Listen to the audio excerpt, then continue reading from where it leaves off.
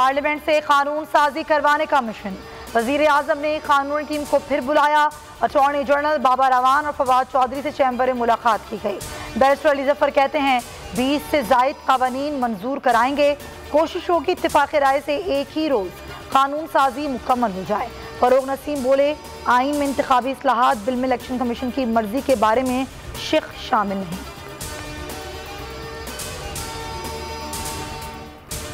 इदारों का एहतराम करते हैं, गैर मुतनाज़ देखना चाहते हैं। मौलाना फजलुर रहमान कहते हैं हुकूमत चल नहीं रही, चलाई जा रही है। 19 नवंबर से पहले कानून साजी की जल्दी क्यों है? ये मामले को मशकूक बनाना है। सबके लिए दरवाजे खुले हैं। राना शमीम के बयान पर अदालती तहकीकात का भी मुतालबा कर दिया।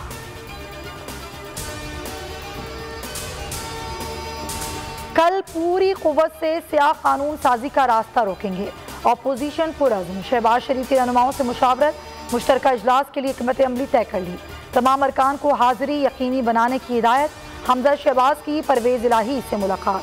चौधरी शुजात से खैरियत दरियाफ्त की।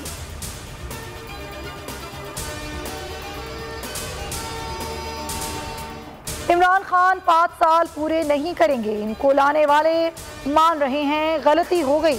आसिफ अली जरदारी की एहतसाब अदालत में गुफ्तगू। कहा मरियम नवाज बेटियों जैसी हैं, उन पर बात कैसे करूं। राना शमीम के अलनामे पर बोले, हम पहले ही ये रास्ता देख चुके थे।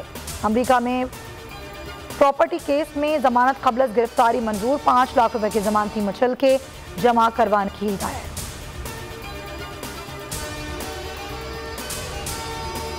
राना शमीम के बयान हल्फी का केस इस्लामाबाद हाई कोर्ट में समाअत। साबिक चीफ जज मीशकुल रहमान ने आमिर गौरी और अंसार अब्बासी समेत दीगर फरीकैन को तौहीन अदालत की शो कॉज नोटिस जारी कर दिए। 7 दिन में जवाब देने का हुक्म। 10 दिन बाद केस समाअत के लिए मुकर्रर। चीफ जस्टिस अतर मिनुल्लाह ने रिमार्क्स दिए, आज़ादी सहाफ़त बहुत ज़्यादा अहम है, लेकिन अदालत के एहतराम को भी मद्देनजर रखना है। आपकी खबर इस अदालत से मुतालिक है। खबर से लोगों का एतमाद मुतासिर हुआ। अपने जजेस पर एतमाद ना होता तो कार्रवाई शुरू ना करते। सब्सक्राइब करें और बेल दबाएं ताकि कोई खबर रह न जाए।